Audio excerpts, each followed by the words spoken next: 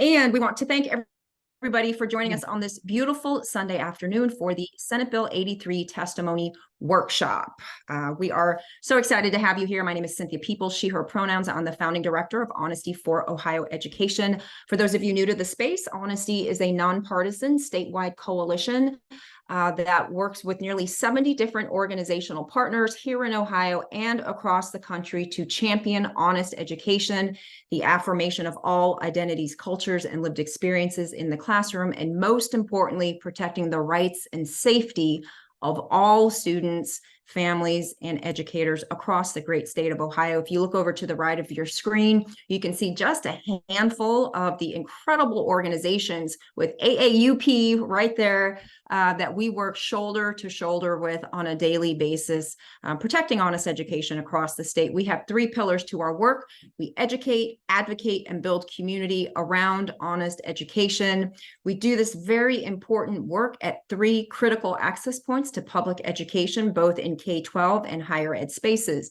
And this is at the Statehouse, at the State Board of Education, and in our local schools. And we do this by putting out up-to-the-minute information, updates, news, programs just like this, and by teaching folks how to organize in their local communities.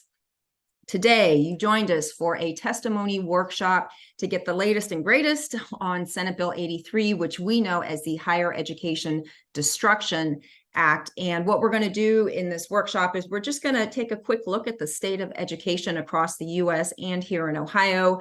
We'll break down the components of Senate Bill 83, including the -11, which is the most recent revision to Senate Bill 83. We'll get student impact from a student from the Ohio State University, and then we'll segue into that testimony, writing, and presentation best practices and tips from our very own Rachel Coyle.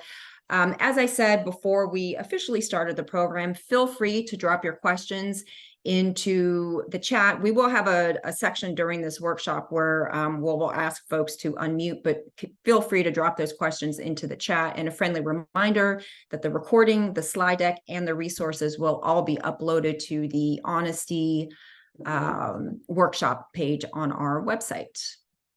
Okay, so let's just take a quick look at the current state of education. Stepping back for a minute, we want to remind people how we got here back in the summer of 2020 after the brutal police murder of George Floyd. Our country and the world was grappling with their own reckoning around racial and social justice and injustice. And this really spurred not only education spaces, but corporate spaces and community spaces to really look at what they're doing in terms of racial and social equality and justice.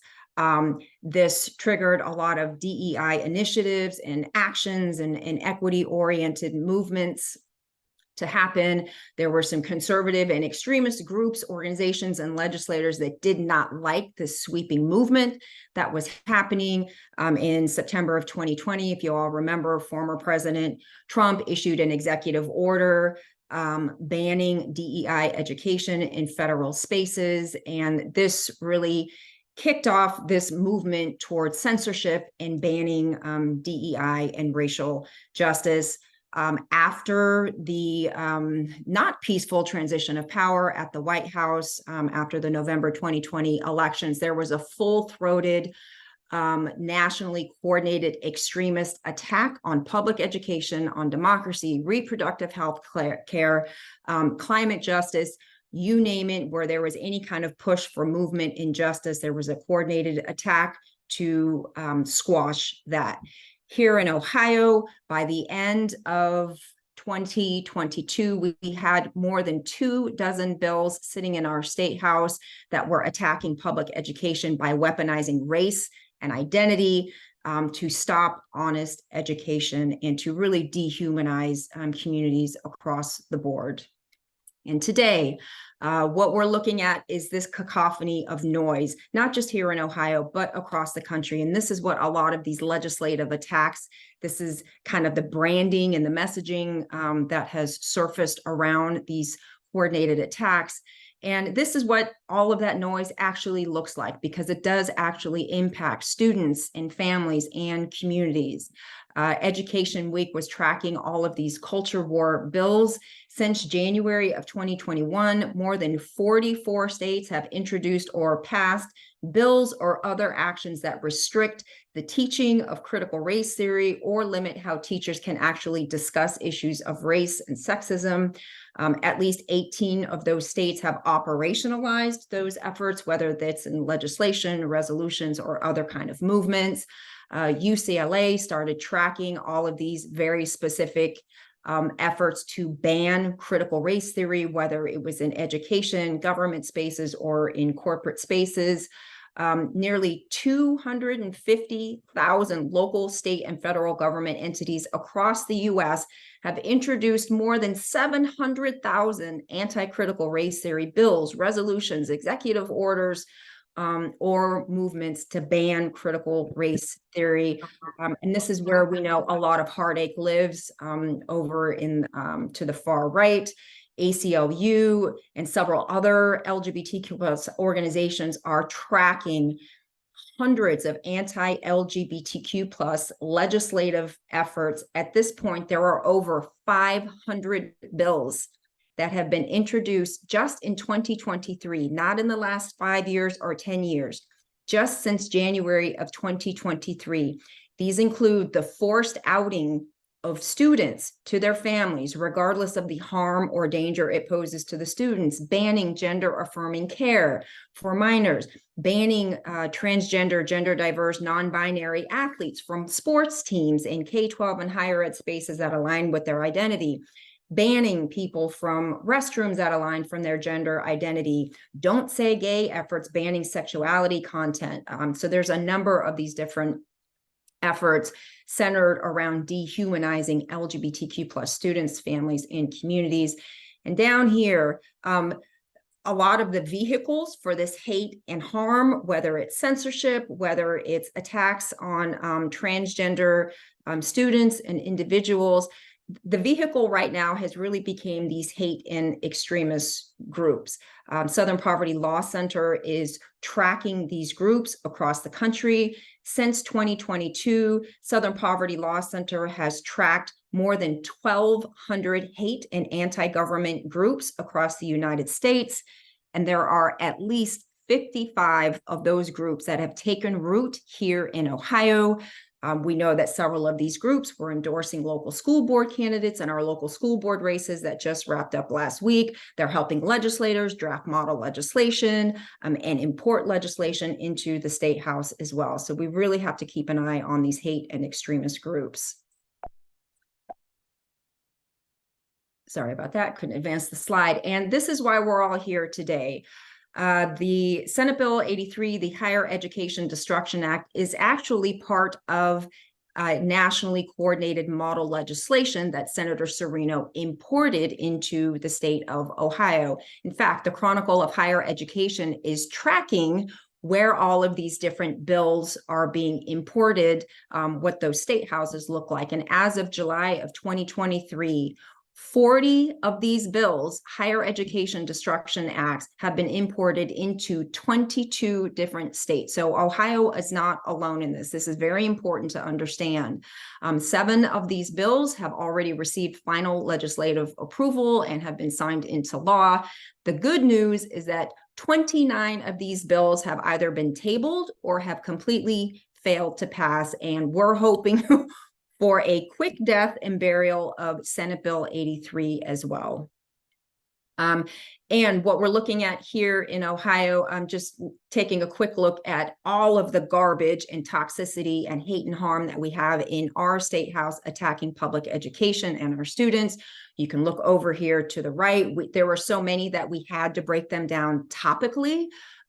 Right now, today, we're here to center around Senate Bill 83 and its companion bill, House Bill 151, which we'll talk about just a little later. But we know that all of these bills are designed to disrupt, dismantle, and defund public education and create a flight out of public education into privatized spaces, and to ultimately distract from the real issues facing public education and our students, again, by weaponizing race, identity, and faith to villainize our educators, our staff, and now our students as well. So let's take a look at Senate Bill 83, again, which we know as the Higher Education Destruction Act. Senate Bill 83 was sponsored by Senator Jerry Serino. This bill does have 10 co-sponsors. It was introduced originally back in March of 2023 of this year. It did pass the Senate, but not without a hard fight back in May, and it has since been moved over to the House, and it was referred to the House Higher Education Committee. Quick note that Senate Bill 83 also has a companion bill, House Bill 151, which is co-sponsored by Reps. Demetrio and Josh Williams. A companion bill is essentially a mirror bill. Legislators, when they really want to get a bill across the finish line, they'll put identical bills in both chambers, one in the House and one in the Senate. Senate Bill 83 does seem to be the darling in the State House in terms of extremists wanting to censor and dismantle higher education. So this is the bill that we're closely following right now. This is essentially Senate Bill 83 has gone through several revisions. This is a flyer that we used when Senate Bill 83 was first introduced that kind of breaks down in terms of the threats, prohibitions, and mandates, the harm and impact, and different ways that you can take action. This flyer is also available on our website. Senate Bill 83 is really a Frankenstein bill, so we had to break it down in a flyer just so people could digest all of its harm and impact. You are here because there is a hearing alert for Senate Bill 83. Opponent and proponent testimony has been called for next week, Wednesday, November 15th at 10 a.m. This is in the House Higher Education Committee in room 17. We do need to add a disclaimer around this hearing.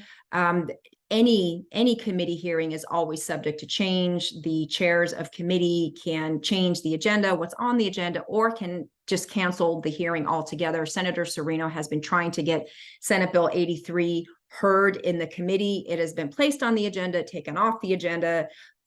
Hearings have been canceled altogether. So it's really important that you follow your inbox, that you follow AAUP honesty, just to know if this hearing does get canceled. We have heard some murmurs that next week's hearing may get canceled, but until it is canceled, we need to behave as if it is still on the calendar.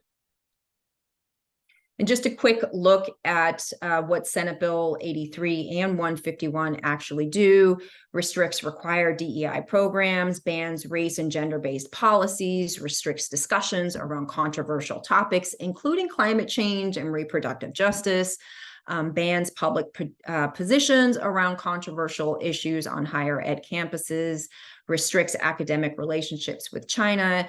And what's really important is that it restricts worker rights, including issues and provisions around retrenchment.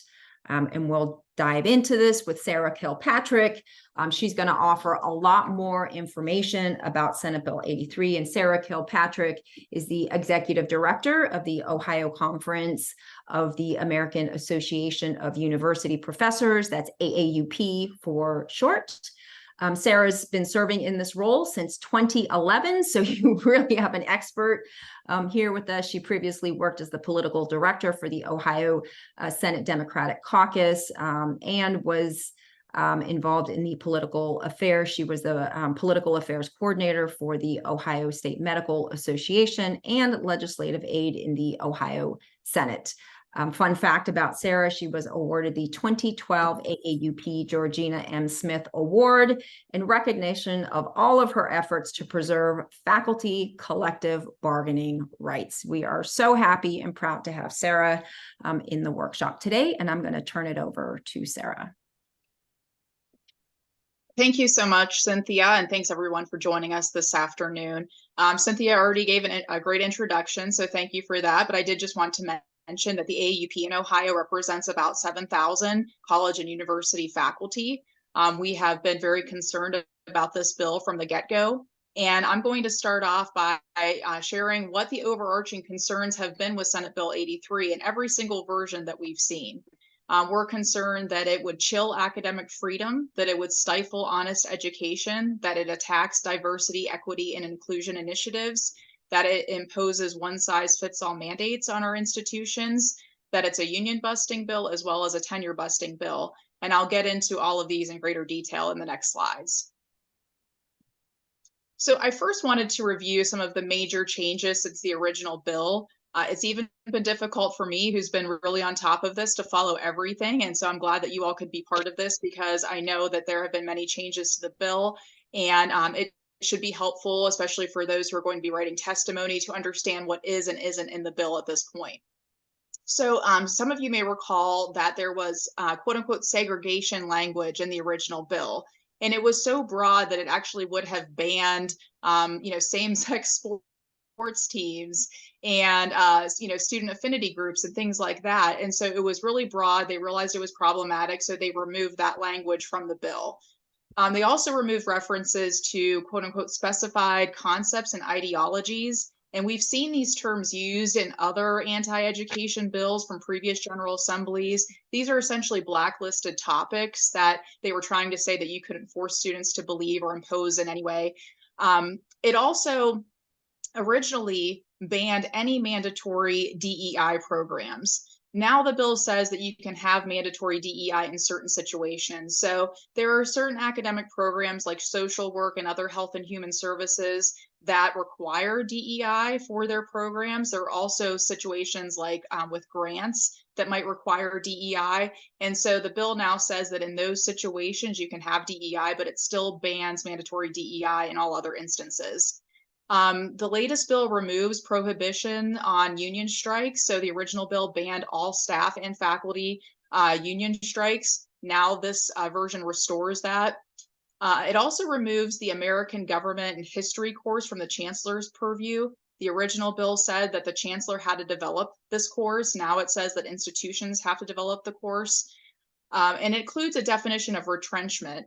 And we'll get into what retrenchment is and more specifics about that in a moment. But as you can see, like most of the major changes from the bill have been positive. And they were ready to pass this bill pretty quickly earlier on in the year. And so it's a real testament to the work that we've done collectively together to halt this bill to date. So what are the biggest outstanding problems with the -11 version of the bill? The first is academic freedom. The bill still contains very broad and confusing language about intellectual diversity and faculty maintaining a commitment to allow students to reach their own conclusions on controversial beliefs or policies discussed in the classroom. Right? The implication has always been that faculty are indoctrinating students, right? And so they're trying to say that we have to allow all other viewpoints and things like that. But it creates confusion for faculty in the classroom in terms of, what constitutes intellectual diversity, what it means for students to reach their own conclusions. Because, this is what's happening in classrooms on college campuses every day. Faculty are sharing with students what the consensus is within academic circles. Certainly, faculty can't force a student to believe anything. And I think that there's healthy discussion that's going on in all classrooms already. And so, this actually, what we've been hearing is that they want to have more speech in the classroom. But what this actually might have the effect of doing is stifling honest conversations, because faculty become confused over what they are and are supposed to, be saying on certain subjects. Another outstanding problem with the bill is in regards to prohibited collective bargaining subjects. So the bill would still ban retrenchment, tenure, and evaluations as subjects for collective bargaining. These are some of the most fundamental aspects of the terms and conditions of faculty employment. So removing them as subjects for bargaining is really a thinly veiled form of union busting. Why even have a union if you can't bargain over the most fundamental terms of what it means to be employed in your work? And what they are trying to do with this is actually make faculty all at-will employees. This is all designed because they want to be able to fire faculty whenever they want, instead of faculty having reasonable job protections. Post-tenure review is another problem with this bill, because the language in the bill would grant broad authority for certain administrators to call for post-tenure review at any time. And this would effectively end meaningful tenure in Ohio. So, tenure is, the ability to protect academic freedom. And that's why we have tenure in Ohio and across the country. Now, if an administrator at any time can call for post-tenure review and a faculty member could be terminated, based on post-tenure review, that's not tenure. And so we have to be really cautious. And I think that, one of the most problematic aspects of this is it invites political interference. Say a legislator doesn't like what a faculty member said about them, they call up the institution and say, I don't like this faculty member, I would like you to, instigate post-tenure review on that faculty member. So we need that insulation. We need faculty to be protected from that kind of political interference. The next piece is faculty evaluations. College and universities already have created and effectively implemented systems of faculty evaluations, but this bill tries to impose annual faculty evaluations that have specific components and even specific questions that have to be asked. And so this is really a big government type of mandate. And again, this goes to making faculty all at-will employees because they're trying to look for every juncture where they could potentially fire somebody. And that's what the intent of these evaluations are. And then the next piece is something that really hasn't gotten a lot of attention, but I think is of great concern to faculty and really the experience of students on campus as well.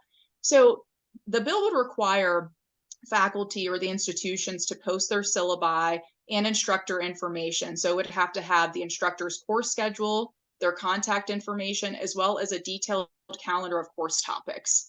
And from our perspective, this cannot possibly be well-intentioned, because what it does is invites off-campus trolls to harass faculty.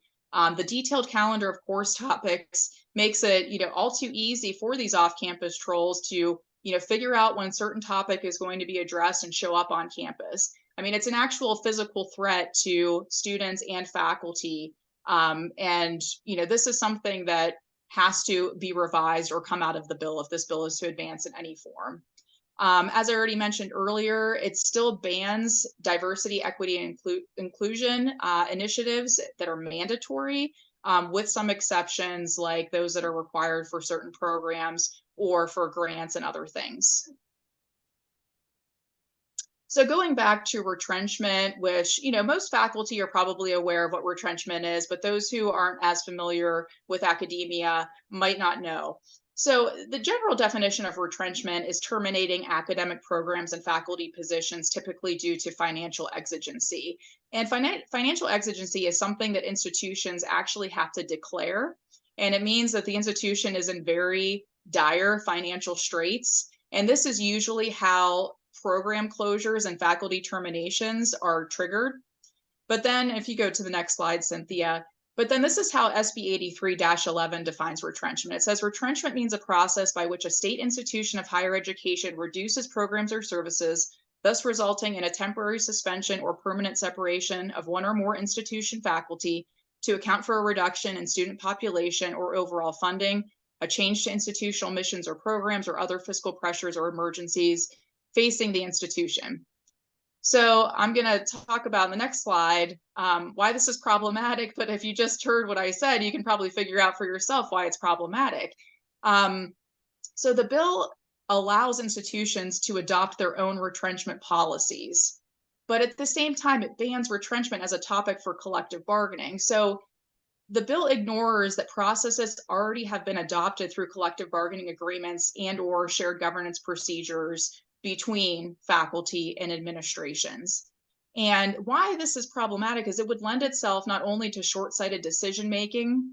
So for example, you might have a new trustee at your university and they might come from a certain sector and say, well, we need this program and we need to phase out these programs. We can't be making these decisions based on whim or based on what one person thinks. There really does have to be a shared governance process or through a collective bargaining agreement to make these decisions for the institution. We don't want short-sighted decisions that institutions may regret later.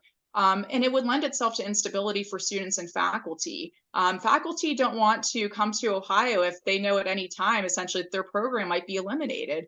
And imagine being a student and you're a junior in a program that gets cut. What are you supposed to do from then? So it's a stability issue. And then it also is an issue with undue political influence in program and faculty termination decisions, as it is with the post-tenure review aspect. So, at any time, a legislator could call up an institution and say, I want you to get rid of this program. I want you to get rid of these faculty members. And they would be able to do it under this retrenchment definition. They're trying to give them a really broad definition to essentially use any circumstance to cut programs and to cut faculty positions. I mean, under that broad definition, you could lose one student from your institution or your program, and it could trigger retrenchment. You could, at any time, any institution, every institution in Ohio probably right now would say we're facing fiscal pressures. Well, they could trigger retrenchment. And so it's very problematic. And it's also deeply problematic that they're trying to make it so that faculty unions can't bargain about this anymore.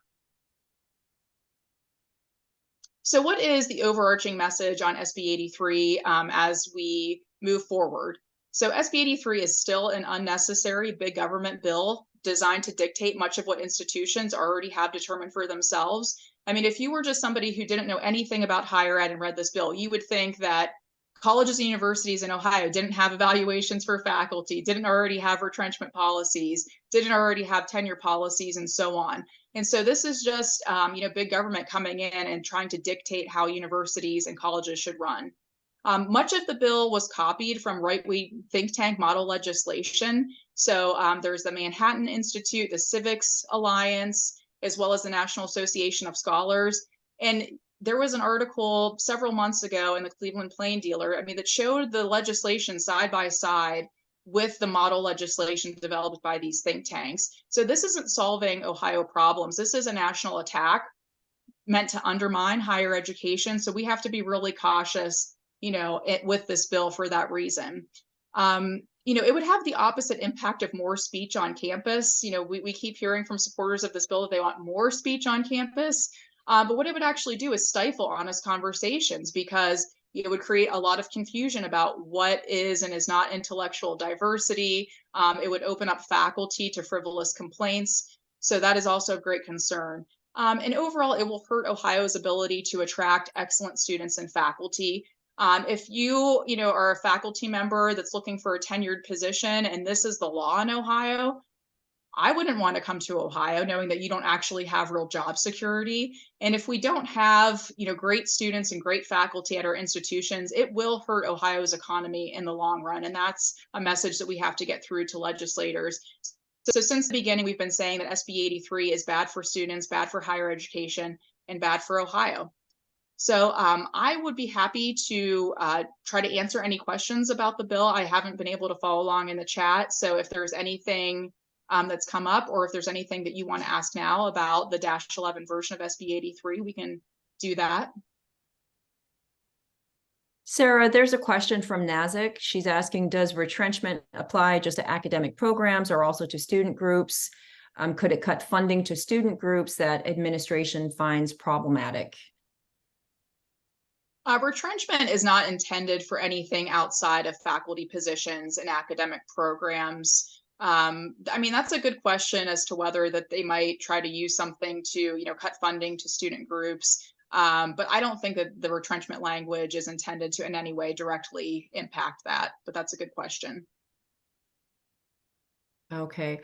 Are there any, I just saw a new. Okay, that's Nazik thanking you. I don't think there were any other questions in the chat. Let's go ahead and move on. We'll push over to Rachel Coyle and Sara. If you want to go ahead and scrub through the chat, if there's anything that I missed, you can go ahead and just respond in the chat.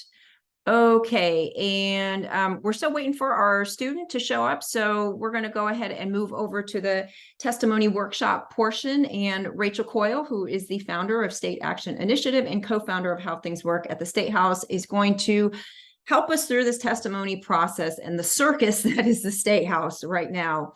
Rachel has held several legislative, campaign, nonprofit, and public communications positions in Ohio and Washington, D.C. prior to launching her own business. She also helps me quite a bit with policy work in the honesty space. So we are so grateful for Rachel sharing her Sunday with us, and we will go ahead and get started. Rachel.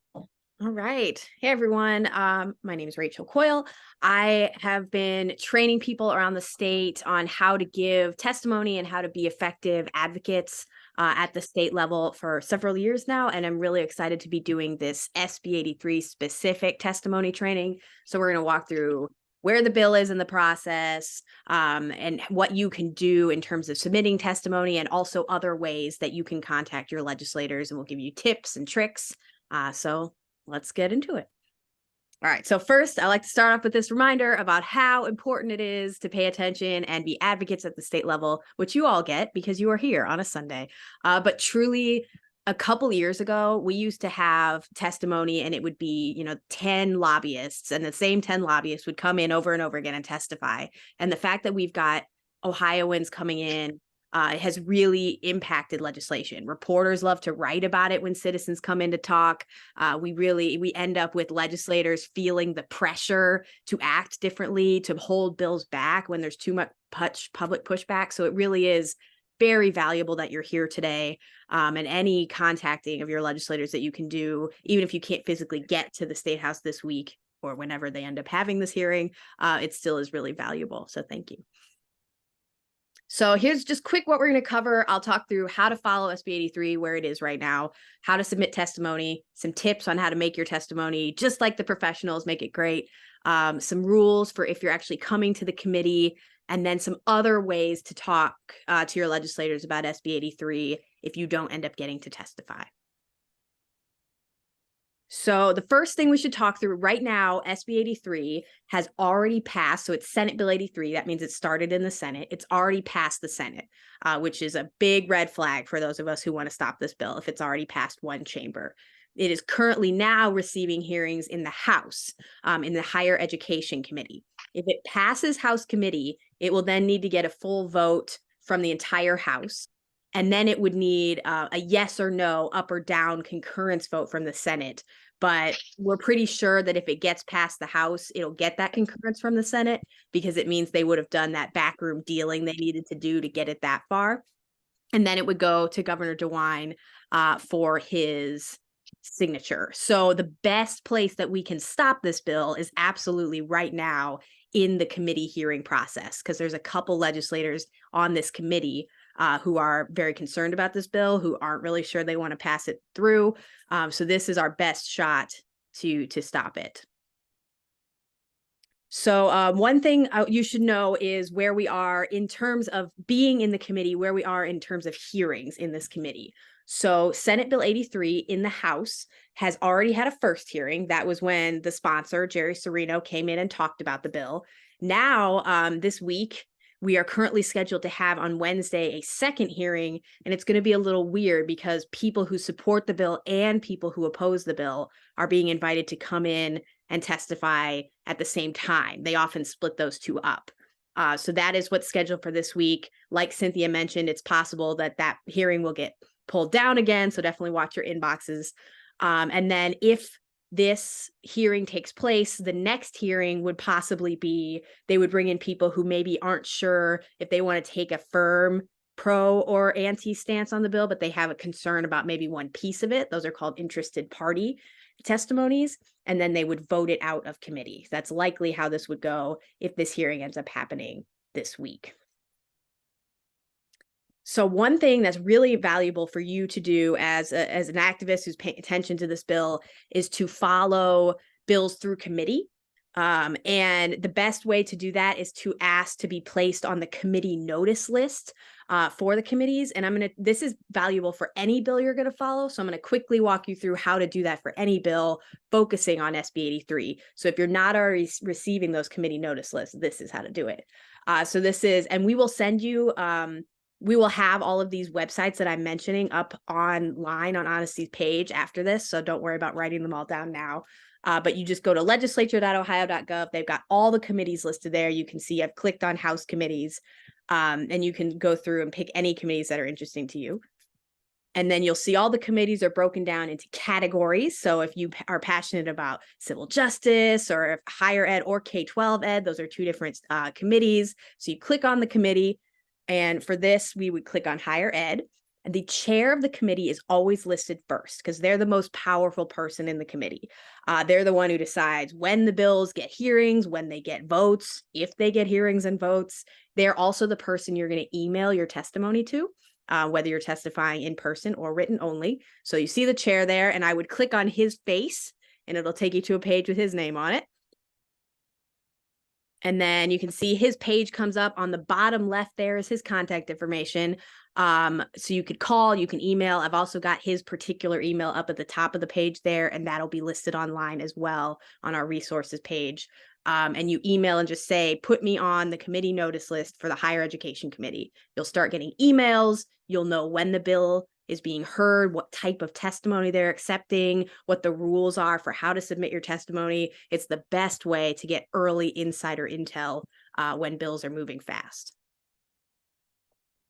All right. So this week, theoretically, if this hearing happens, we will be having people. We would love to have you come testify in person against SB 83. That's definitely the best way to do it because it allows you, one, to be on the Ohio channel, to be on TV. Reporters are there in front of you listening to your testimony so they can include your quotes if they're writing a story. But it also allows those legislators to ask you questions, which can create a good dynamic, getting them to kind of question this bill that's moving. But if you can't come and testify in person, because it's difficult. We are, for example, this hearing is Wednesday morning at 10 a.m. And I can't tell you when the hearing will end. I can only tell you when it's going to begin. So you do have to give up some portion of what is often a work day to come in and testify. So if you can't do that, we also have the ability to testify written only. And it's still an official part of the record. And I'm going to teach you how to do both of those things just in the next slide.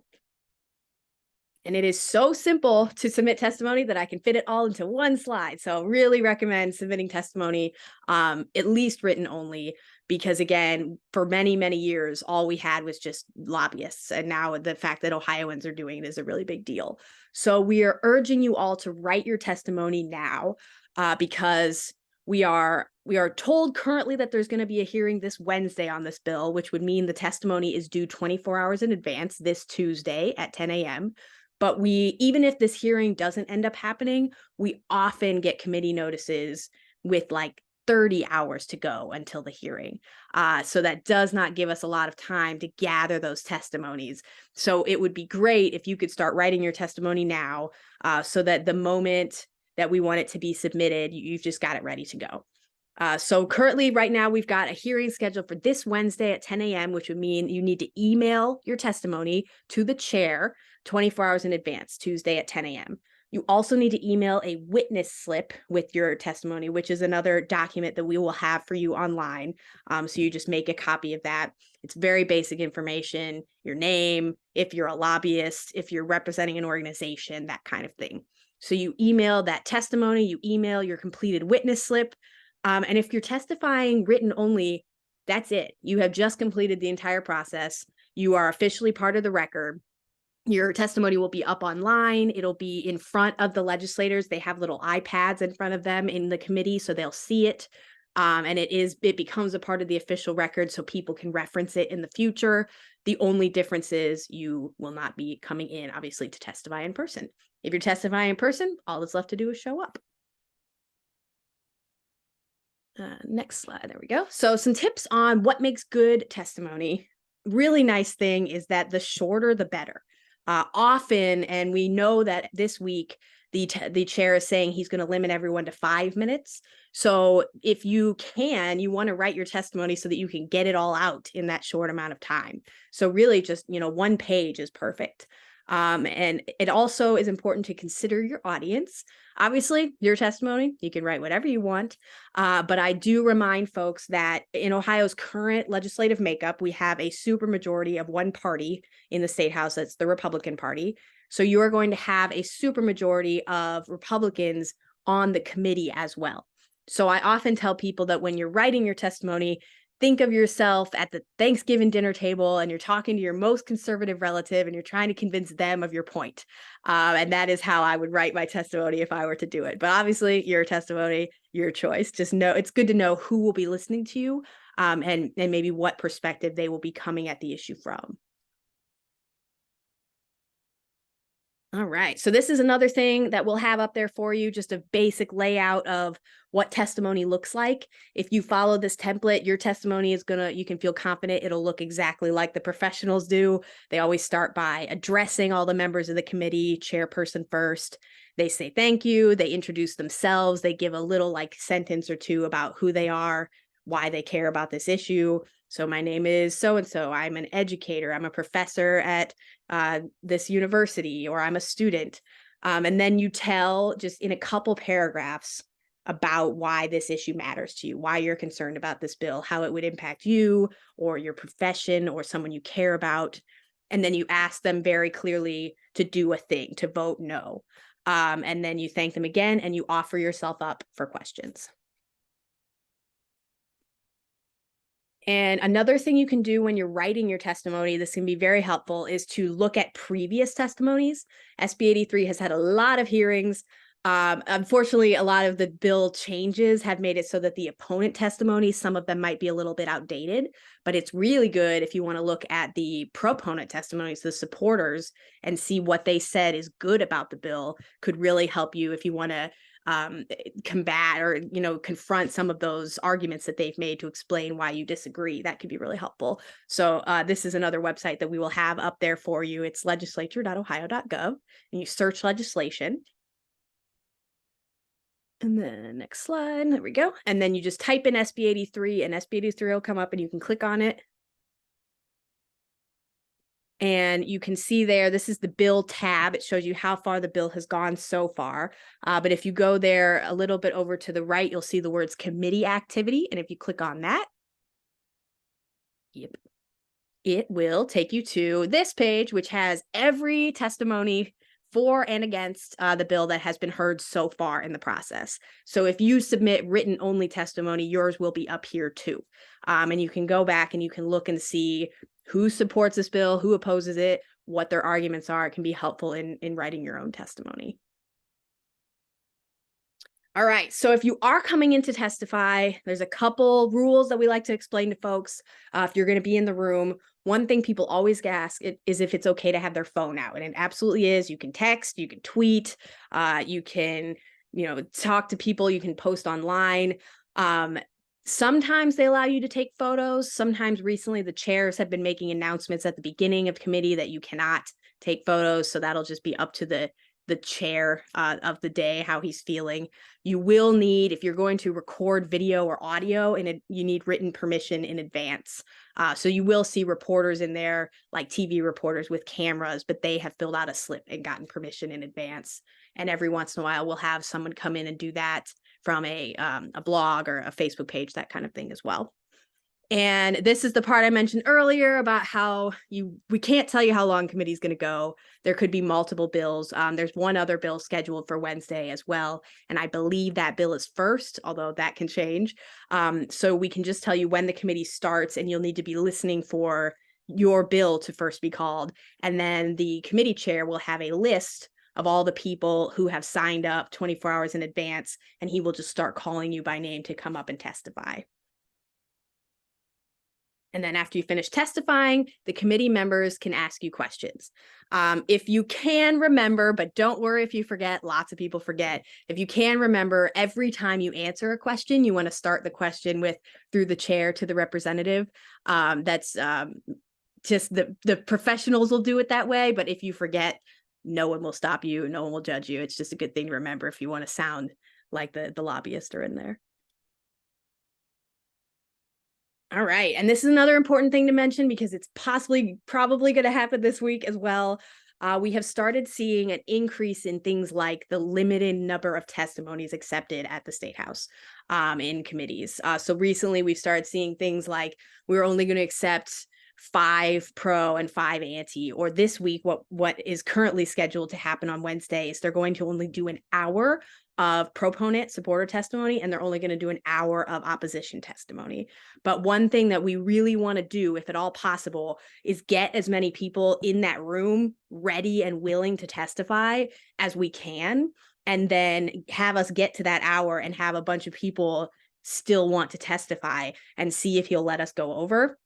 And if he won't, there will be reporters in the room and we can offer them up stories or talk to them about how unfair it is that all these Ohioans came in. We opposed this bill and we wanted to talk. We're here and we didn't get the opportunity to. And we have actually seen some really valuable uses of this public pressure strategy in the last couple of years. And in the next slide, I'll show you one. So this is actually a bill from a couple years ago about, ironically, banning protesters from protesting at what they call private sites, critical infrastructure sites, but it's drilling and fracking sites. So it would ban protesters at like pipelines. And a whole bunch of people, hundreds of people showed up to testify against this bill, and they had a limit on the amount of people they would accept. And so these folks actually went into the halls of the Statehouse and started protesting the fact that they weren't allowed to testify against the bill. And reporters came running and started hearing about the ruckus and asked folks what was going on. And we actually ended up with a lot more articles about this bill than would have been written if they had just let everybody talk. So it was actually really good for us to get this word out to the public through the press that this bill even existed, because of the fact that people weren't allowed to testify. So they made a big deal of it and got reporters to write about that. So if you can on Wednesday, please show up.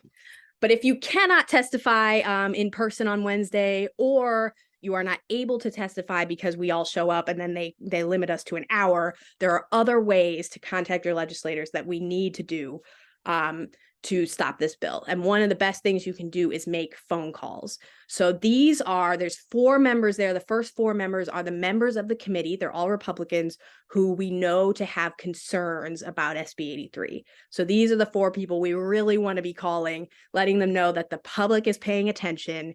They do not want this bill, and that the opposition to the bill continues. And then House Speaker Stevens is also very important, because we know he has concerns about the bill, and he could decide that if it gets through committee that he will not give it a full House vote. So we want to focus in on these 5 folks, really, really urging them to stop the bill and just letting them know how many people still oppose it. So if you don't get to testify, or you can't testify, or you just want to do something extra and like share these phone numbers on your social media or with your group members, that would be huge. Another way to contact them is email. So it's the same 5 people, just their email addresses. If you can, if you're comfortable making phone calls, I do recommend that over emails, because the way the Statehouse operates, there's not very many staffers. And really the goal of this whole process is to keep the staff thinking about your bill. So at the end of the day, you want the staff to go to their boss and say, hey, I got nothing done today because everyone hates SB 83 and they were all calling me about it. And that really helps the legislator know what's on the mind of their constituents. So emails are still very important. We want you to send emails, but if you can and you have to pick one, I would recommend making a phone call. And then another thing to know is that the 3 of these 5 people have Twitter X, it's called X now, handles, and we recommend contacting them that way because it's public and reporters are on this social media platform as well. And a lot of legislators feel additional pressure when they know that the public can see what people are contacting them about. So if you are on X, Twitter, you should definitely contact them, these 3 members who have those handles that way as well, to add that extra bit of public pressure into it. And this is another thing we'll have for you, is just ways that you can follow Honesty for Ohio Education if you're not yet. They've got an incredible mailing list, Facebook, Twitter, and Instagram. Really recommend following them because, like I said, we will probably have very rapid response needs around SB 83 and changes to the committee notices and all of that. So you want to be following them wherever you can. And then one last thing to note is that no matter whether or not you can be at the committee hearing, you can watch them online, ohiochannel.org. It is free. And you can also watch it recorded later, so you don't have to watch it live. They're all archived on this site.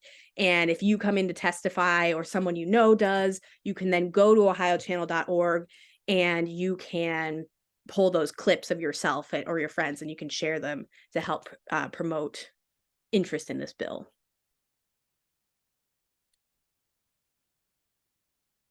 And I think there's one other slide. Yes, so this is just what ohiochannel.org looks like. You'll see at the top there is a search for the video library. So if you want, you can type in SB 83 and you'll actually be able to find all of the other hearings that this bill has had. If you want to watch previous testimonies on SB 83, those are available to you as well. All right, and I will gladly take any questions, or we can save that till the end. I'm not sure. I know we're running short on time, so happy to do it however is easiest. Rachel, there are several questions that Sara in her quick fingers has been answering in the chat, but I'd love for folks to feel free to unmute and answer or ask Rachel any questions, or Sara any questions specifically about the bill or the process. Emma is asking, what questions would we be asked if we testified in person? That is a great question, and it can change. It'll change partially depending on your testimony. So they tend to ask the more harsh questions to people who present themselves as like an expert in the field. So if you come in and say, I am a professor at this university and I teach a topic that would be impacted by this bill, they might ask you a little bit harsher questions. But if you come in as a student and you have like an emotional, personal experience you want to share, they'll probably be nicer to you because they don't want to look rude in front of the press. But it could be anything. It'll often refer to your testimony, but it could be anything ranging from, have you experienced indoctrination in your classroom? Have any of your colleagues tried to hire someone and weren't able to because that person was white? Like, it could literally be anything. And that is something to prepare yourself for, that the questions can be, and sometimes are, jarring in terms of what they're asking. But if you can get a good back and forth with a legislator, it is very impactful. The press loves it. It can be great for making clips afterwards to share the back and forth with the public. It can be very valuable, but it's hard to answer that question because they could say anything, and they do. Yeah, there was also a question in the chat around if you submit yourself for in-person testimony, is there a guarantee that you will actually get to testify in person? And Rachel already went through some of that. And Rachel, I'd love for you to expound upon that. I do want to note specifically around this hearing that was called for Wednesday, that the chair did limit testimony. 1 hour for proponent witnesses and then 1 hour for opponent witnesses. So the likelihood, we're hoping there will be a flood of testimony. The likelihood that everyone that submits for in-person will be called up to actually testify at the podium may not happen, but we still would love if everyone could still submit for in-person testimony. I see a hand there. Yeah. Go for it. Hey, I'm Rag. I a student at Miami University, have been pretty active against 83. And I was wondering, for the language on indoctrination, I've done a lot of reading through it over and over. It was originally in culsate, now it's indoctrinate. Any controversial idea, it specifies a couple, but it says any controversial idea, you have to let them come to their own conclusion. And that assumingly includes, as they've directly mentioned, climate policies. And you could construe it to also mean climate change as a topic. And they specifically prevent you from indoctrinating certain points of view. And to me, the red flag, like the most obvious one, is like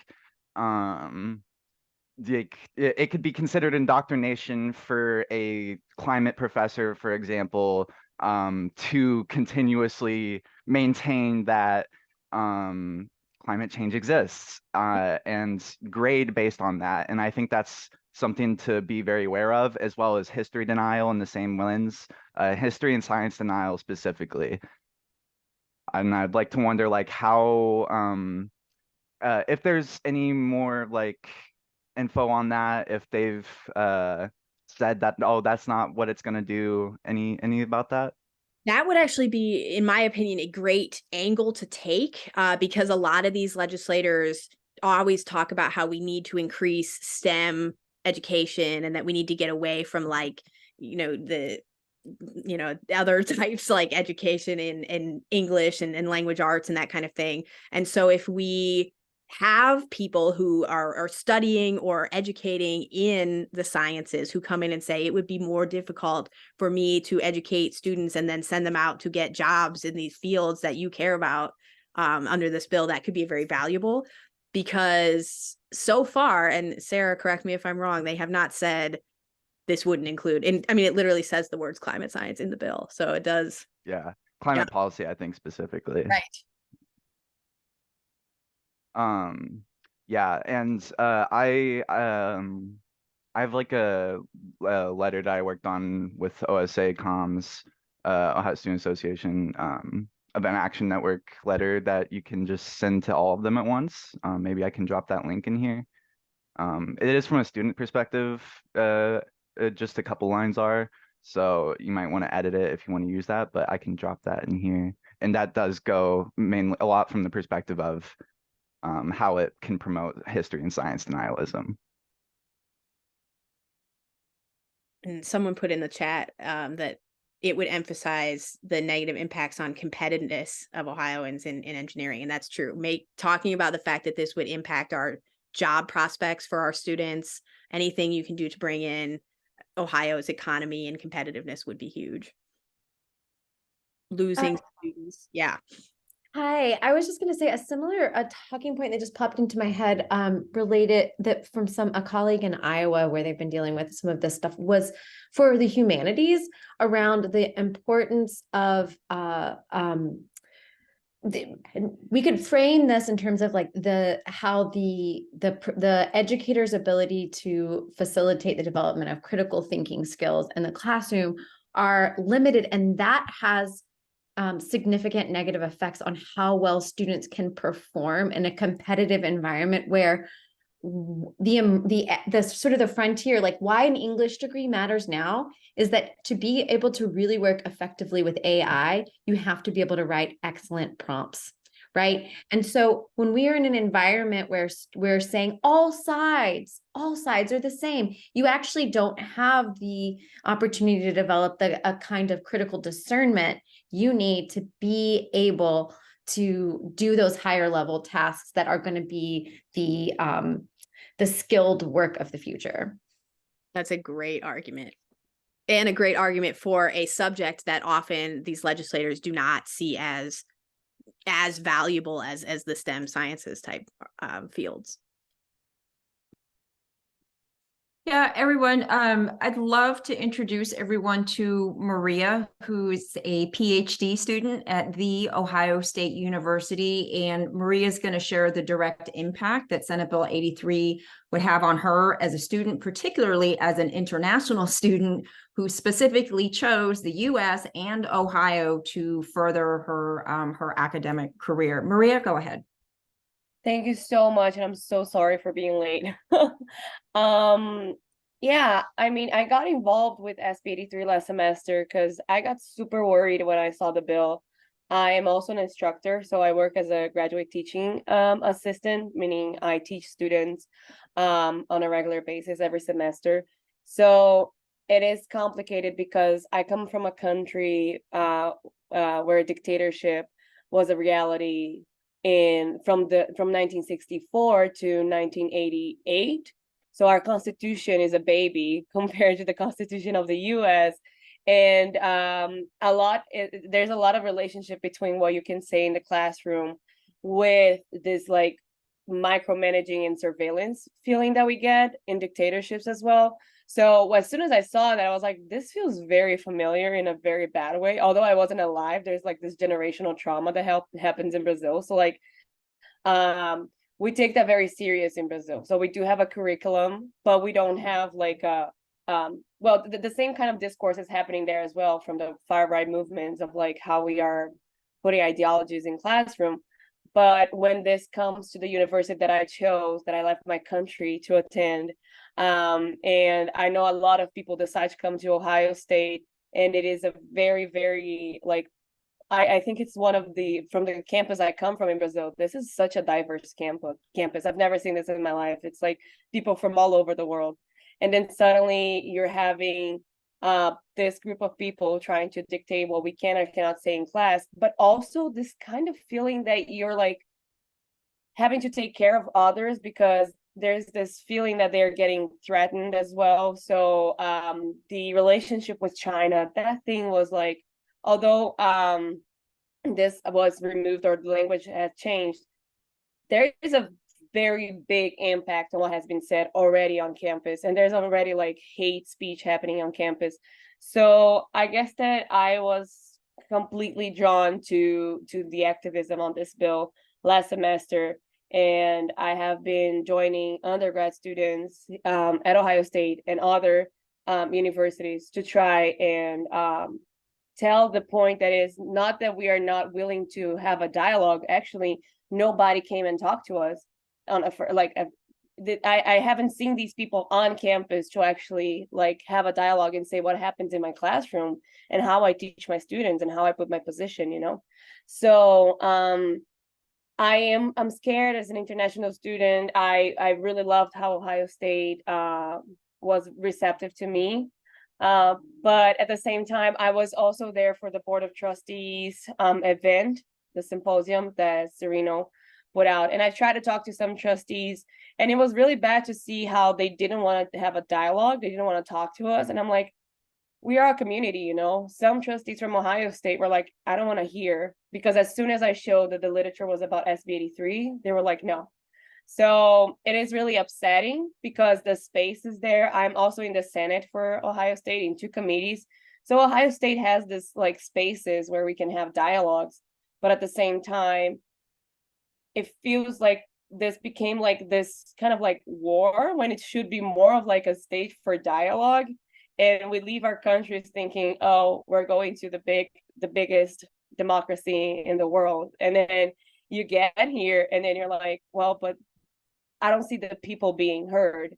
So taking my perspective from Brazil, the activism I used to have back then, I think that I am I feel emotional when I see the students getting together, and I try to pass that on and talk to the students and be like, okay, so you have the right to vote as well. I tell my students, I never tell them you should go vote for this or not, but I'm like, people sometimes don't have the right to vote, you know, and you have the right to vote. You have the right to make a change. You have the right to have your opinion. Please bring your opinion to the classroom. I want to see different opinions, you know, and it's very scary to have that taken away. Or I already feel like I have to measure my words because of SEIs. I am evaluated by SEIs. I can lose my scholarship based on SEIs. So it is very, for me, being international is very vulnerable. It's a vulnerable position to be in. And again, English is not my first language. I never know if I'm getting my like my point across. What if like in my classroom something gets like mistaken? And I don't know, I just feel like everything will depend on SEIs as well. There's like a big power to the evaluation of the students in the bill, like what can they, like the questions that they're gotta be there. So I guess that what I'm here for is to join forces with the students. I don't vote here, which sometimes makes the representatives a little like, I don't really want to talk to you, but I am adding numbers and I am putting forward my opinion. I wrote an OPAD and I'm hoping I write more. So if anybody ever needs anything or another perspective or anything, just questions about Brazil too, I am happy to answer. And thank you so much for introducing me. I know I'm late. I had a personal issue, but I'm glad to be here. Obrigada, Maria. Thank you.